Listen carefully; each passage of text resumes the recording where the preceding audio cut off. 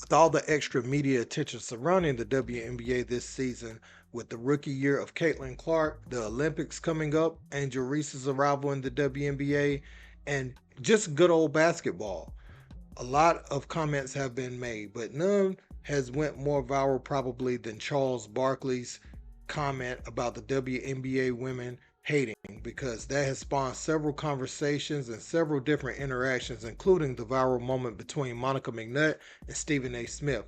We're going to look at why WNBA players felt offended by Charles Barkley's commentary on the league.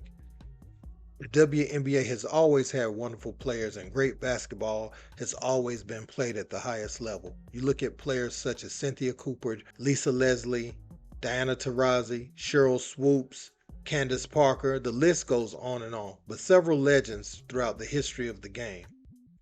This season, a new phenomenon has entered the WNBA to accompany the great basketball that's always been played. Is receiving a lot of media attention. Some negative, some positive, but it's talked about on a much larger scale and has made it to primetime television and mainstream talk shows on a regular basis. This interaction between Caitlin Clark and Angel Reese 2 years ago would set the stage for what is being talked about heavily right now. It has brought much needed visibility to an already phenomenal game. With this new attention comes media coverage, and we're going to focus in on one thing that was said, but first we're going to look at the statement that it was piggybacked from, which was LeBron James and JJ Redick's podcast. I'm rooting for Caitlin because I've been in that seat before. I've walked that road before. I hope she kills. I hope Aaliyah Boston does amazing. I hope they do great. I'm just kind of in this mode right now because I'm getting the same, thing from watching my son, who's a 19-year-old, kind of getting a lot of animosity and hatred towards him when he's just a kid trying to live out his dream. There's a very small number of men and women that actually get to live out their dream of playing a professional sport. And we have grown-ass men and women out here doing whatever they can to try to make sure that does not happen. Those statements would be the basis on Charles Barkley's comments on Inside the NBA, as he echoed LeBron James' sentiments in regards to the WNBA players talking about Caitlin Clark or not rooting for her to succeed from his point of view. You women out there, y'all petty, man. Hey, LeBron, you're 100% right on these girls hating on Caitlin Clark. Y'all petty, girls. I expect men to be petty because we're the most insecure group in the world. Oh, you are. Y'all should be thanking that girl for getting y'all ass private charters, all the money and visibility she bringing to the WNBA. Don't be petty like dudes. Listen, what she's accomplished, give her her flowers. Stop being petty, all you women out there. She got y'all ass charters. She bringing all y'all this money to the table, but y'all being petty like dudes. LeBron, you are 100% right. Y'all girls, stop being petty. Caitlin Clark, thank you for bringing all that money and shine to the WNBA. This was set off a chain of responses from women who cover the league and women in the league. Because she has to be successful. I feel like, the more success she has, the more success women's basketball is going to have. Like, people should want her to succeed. Like, it's kind of weird to see people rooting against her. So right first now. of all, let's let Charlamagne and let's unpack that. Who was Chuck talking to the other day? Like, who was Chuck talking to? Stop hating. Oh, yeah. It's the internet. Yeah, you're right. Yeah. Now, if you're right. talking to the internet, make that clear. What else are these women supposed to do? Fawn over her? Fangirl over her? Bend the knee? Kiss the ring? Like, what do you want from them? We cannot, every time the girl plays a game, she got 40 games, guys. She got 35 more games. We are not, every single game, going to revisit and retread this same tired-ass rhetoric that all these girls are hating on her, and they need to be thankful. They have been. Sure. They've said it.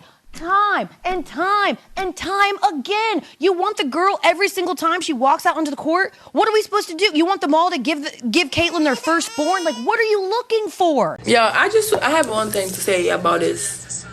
All of our games is sold out. So it's not because of one person.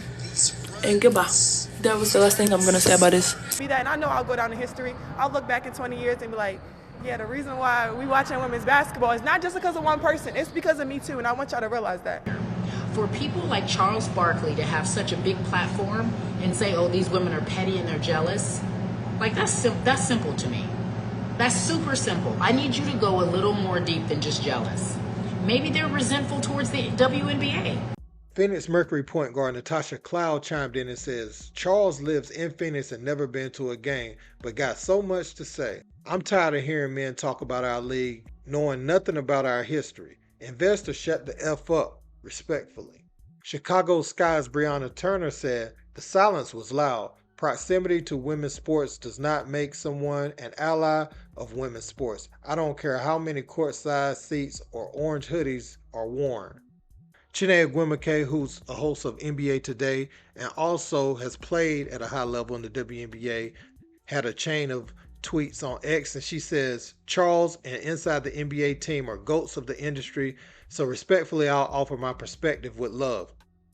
Every WNBA player I know supports this rookie class and are grateful for spotlight and money that Caitlin Clark, Angel Reese, and company are bringing to the W. There are two key incidents where Caitlin Clark was criticized. Cheryl Swoops was wrong on major facts and she apologized to her privately. Diana Taurasi pointed out that all rookies struggle in the W and no one is immune. It wasn't hate, it was Diana being Diana. If you know, you know. Also, charter flights were actually first deployed last year during the W postseason because 1, safety with increasing number of star players. 2, revenue trends are starting to support it. W has quickly gone from $60 million in 2019 to over $200 million in 2023 on a $1 billion valuation. 3, ever since teams got in trouble last year for trying to find workarounds for charters, this was likely in the plans for this year, especially as owners and players presented a united front. Expansion has always been in the works the past few years, but again, slow and steady wins the race. We desperately needed more teams and roster spots, but more importantly, we need the right owners to sustain them. Angel Reese took to Twitter after the Chicago Sky had a big win at home and said, and that's on getting a win in a packed arena, not just because of one player on our charter flight. De'Erica Hambry says, seriously, what the F are you talking about, to Charles Barkley's comments? There's been some on-court interactions that many interpret as maybe hate to Caitlin Clark or within the lines of competition of the game. That has been long debated, and it led to a viral moment between Monica McNutt and Stephen A. Smith where everything came to a head. We're talking about them maximizing their great potential. And because we bring that up and talk about what potentially might get in their way, which we do to men all the time, now we got to sit up here and watch every syllable. I resent that, and I'll leave it at that. All right, so let me. I know we got to go to break. Welcome to the world of being a woman, Stephen A., and how you have to dance about your word choice and you have to please everybody and anybody as you navigate your being. We are talking about the world's greatest. How about being a black man? Being black. Hold on one second. Have you? So this is what I'm saying to y'all, though, and I know we got to go to break, and we didn't necessarily go there, and maybe we should. There are so many layers in this conversation around the way that it's being discussed. When you no.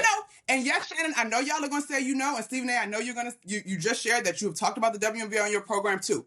You guys may not have said everybody, but the prevailing sentiment for folks that are just joining the WNBA and following women's sports is unfair to the women of this league, to your point, who have laid the groundwork for Caitlin Clark to come in and now take it to the next level. That's all I'm saying in these conversations. Kennedy Carter's behavior is not indicative of the entire league. We are still talking about competition where you are allowed to get a little extra elbow in if you are competing and you do it within the parameters of the game. The game is physical. Caitlin is helping to grow the league. These women understand that, but she cannot be babied as a rookie. That's all I'm at. All right. Who talks about the WNBA? Who talks about women? Who talk about women's sports more than First Take? Stephen A., respectfully, with your platform, you could have been doing this 3 years ago if you wanted to. Wow. All right, we got to go. You guys. So did you say you're my guy, but who does more than Stephen us? A., I'm talking to you. Wow. Don't do that. I'm talking to you about the power that you have. Okay. I'm talking to you. Okay. It's, Okay. It's, All right, let's. I got it. You my guy, but I I'm got talking it. to you. Guys, I got it. guys, I really appreciate you my girl, but you've missed a lot of episodes of First Take. You missed a lot. Stephen A., Guys, 3 years I'll ago, leave you it would at not that. talk about the Go W ahead, at this Mama. level. Don't do that. Guys. Nobody was, Monica. Guys. You making Stephen A. point, Monica. Monica, you Gentlemen, making please Stephen let A. me point. do my job. Please let me do my job. We've gone for 40 minutes straight. It was a riveting discussion. I have to get into commercial break.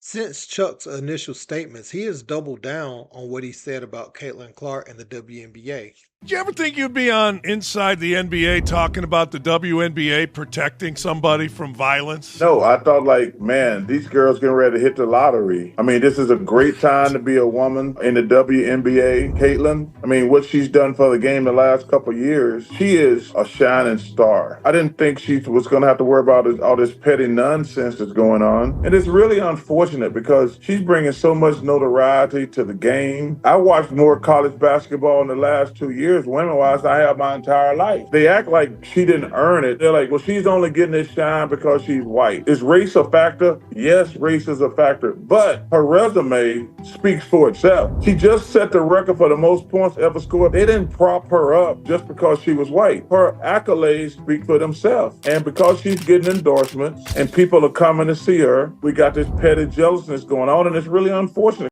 So those statements by Charles Barkley is why the WNBA and those that cover the WNBA are upset with Charles. What I will say is the game is in a good place as far as it being discussed on a daily basis in the midst of the NBA playoffs. You name the time that ever happened, I'll wait. But this is a pivotal point and the game can move forward. You look at the Olympics and the conversation surrounding Caitlin Clark not making the Olympic team. Who's the better players versus who's going to have more eyes on the Olympics. That is a totally different conversation within itself. Did Caitlin deserve to make it as being one of the best 12 players? No.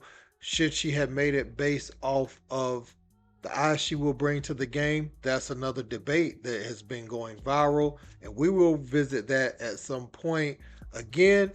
But those comments made by Charles Barkley has started this media firestorm and has been the really genesis of this larger conversation that continues to spill, right? At first, it was players hating on Caitlin Clark was the narrative, and now that Charles Barkley has said it, is put it on a national scale. And I want to know your thoughts in the comments. Do you think the WNBA players are hating on Caitlin Clark, or do you feel like they're within the realm of competition but recognize her significance and importance along with Angel Reese and others around the WNBA? Let me know in the comments. Don't forget to like, share, and subscribe. Till next time. Peace. Skip tweeted something, and although I disagree with the tweet, and hopefully Skip would take it down. I'm not going to take it down. Skip. Skip. Skip. Skip. Skip. Skip. Skip. Skip. Skip. Skip. Skip. Skip. Skip. Skip.